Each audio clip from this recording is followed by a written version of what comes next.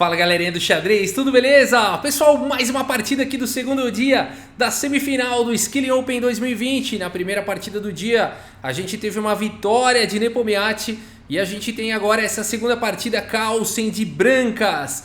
Se ele vencer, ele empata o match aí, enfim, são 4 partidas, essa é a segunda, ainda tem muito pela frente. Mas se o match terminar empatado hoje, o Magnus Carlsen segue para a final por ter vencido no primeiro dia, ontem.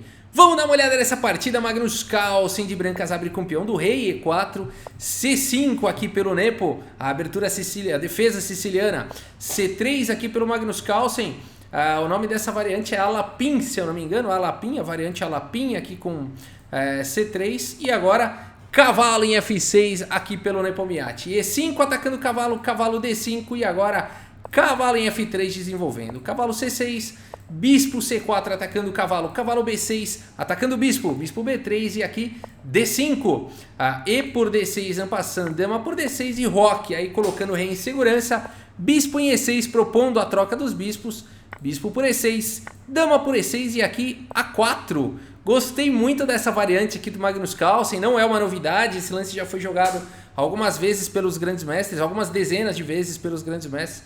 Mas é interessante observar, né, que as brancas não estão muito preocupadas aqui por enquanto com o desenvolvimento da ala da dama. A ala do rei já está ok, né? Já desenvolveu o cavalo, já deu roque.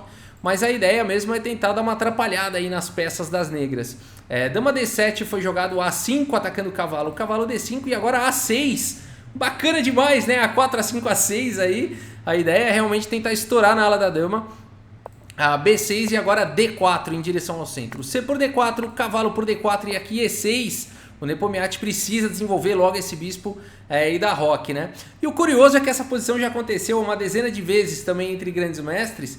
E assim, de longe o lance mais jogado aqui é o lance cavalo B5, tá? Esse é o lance mais jogado e no entanto as estatísticas mostram que não é muito promissor isso para as brancas. Empatou em 84% das vezes esse lance aí, cavalo B5, né? E o Magnus Carlsen vai para o lance menos jogado, mas com mais possibilidades aí de vitória, pelo menos estatisticamente falando, né? E não em termos de análise de posição. Cavalo por C6. A partida seguiu com dama por C6, dama G4. Isso mostra, pessoal, que muito provavelmente os grandes mestres estão ligados nas estatísticas, fazem esses estudos também de quais que tem maior probabilidade de vitória e claro que depois eles vão decifrar o porquê e tentar implementar isso nas partidas, né? Mas eu tenho certeza que com a tecnologia de hoje em dia a turma tá usando sim estatística, análise de dados e tudo isso para escolher aí o seu repertório, encontrar brechas, encontrar lugares onde a avaliação é muito boa e pouca gente jogou e tudo mais, né? Hoje em dia a gente tem isso acontecendo. Dama G4 aqui botando pressão em G7, dificultando o desenvolvimento do bispo de Nepomniachtchi. H5 atacando a dama e possibilitando o desenvolvimento da torre aí. Dama em E2 e agora B5 aqui pelo Nepomniachtchi. Cavalo em A3 botando pressão no ponto de B5, duas peças atacando, uma defesa apenas. E aqui bispo por A3. O Nepomniachtchi prefere aí, né, trocar o seu bispo por um cavalo aqui, o seu bispo não desenvolvido, né, por um cavalo que estava ameaçando em B5, resolvendo o problema aí do desenvolvimento do bispo e do ataque em B5. Torre por A3, F6, aqui o Nepomniachtchi faz esse lance provavelmente pensando em jogar rei F7, talvez mantendo a torre defendendo aqui em H5. E aqui torre B3 botando pressão no peão de B5, mais uma vez cavalo C7 protegendo torre B4, passando a torre para a quarta horizontal. E aqui dama por A6, o Nepomniachtchi aproveita para capturar um peão e torre H4 aqui pelo Magnus Carlsen. Que diferente, né?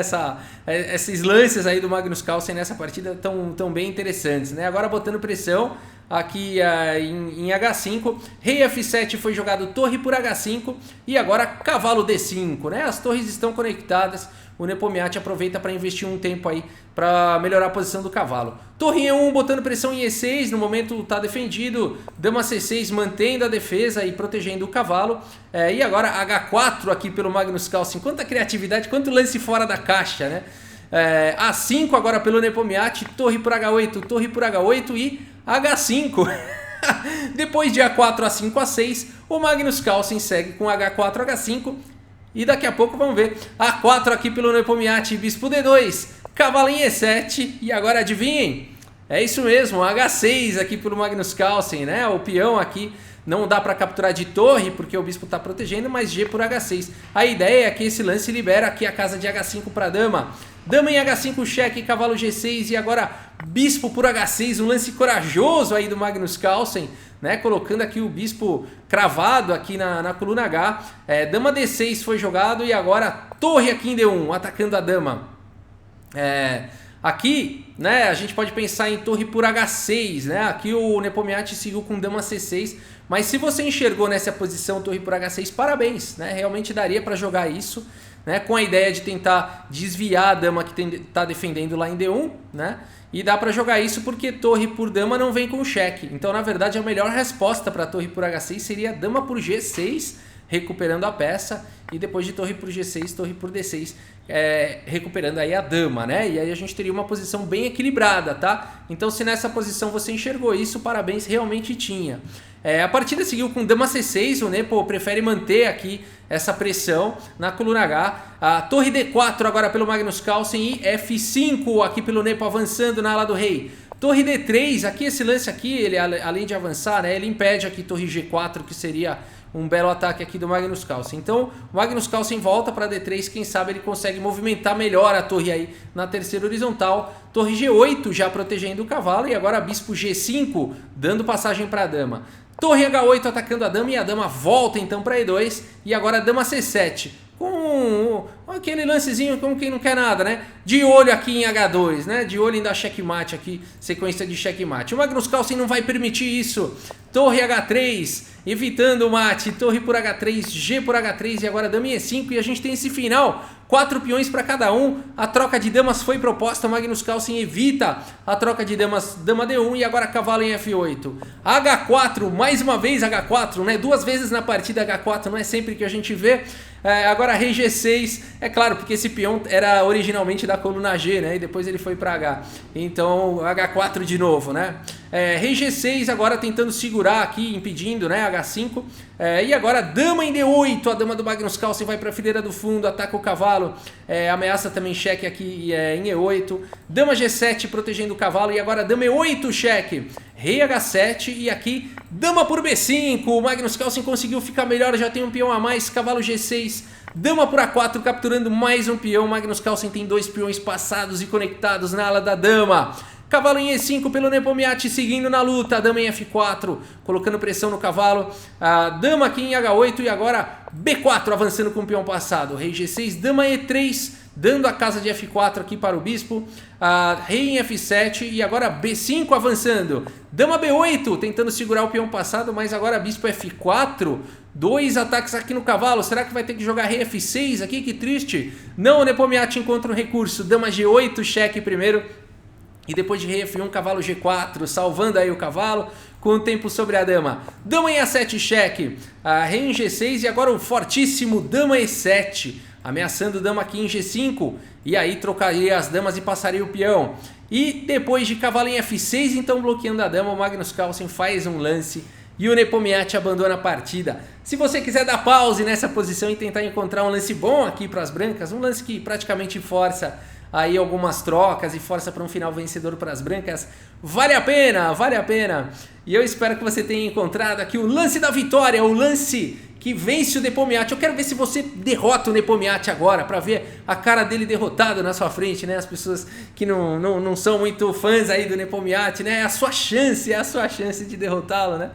Aqui, claro que isso é uma brincadeira, são todos jogadores, né? Não existe essa questão pessoal no xadrez, né? Mas a gente faz essa brincadeira. E aqui então H5, ou lance de arremate aí do Magnus Carlsen, espero que você tenha encontrado, né?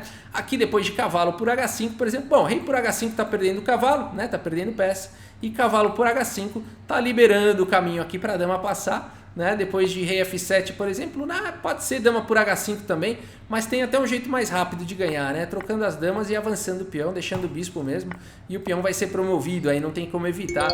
Então o final vencedor aí para Magnus Carlsen de qualquer maneira, né? Então H5, lance da vitória, Magnus Carlsen empata o match, né, de hoje, do segundo dia aí, e tá com a vantagem então, né? Se tudo mais continuar empatado, Magnus Carlsen segue para a final. Rafa, onde é que o Nepomniachtchi perdeu a mão aí? Por incrível que pareça, foi esse lance dama G7 aqui. Essas posições são complicadas, né? Aqui o Nepo faz dama G7 e acaba levando dama E8 e cai peão, né? Então aqui rei G7 seguraria, evitando o cheque, né? Protegendo o cavalo e evitando o cheque. Né? A dama continua protegendo aqui o peão, enfim, tá tudo certo, tá bem equilibrado, né? E essas posições são muito difíceis. O Magnus Carlsen ele tem essa coisa, né? De água mole, pedra dura, tanto vai até que fura, né?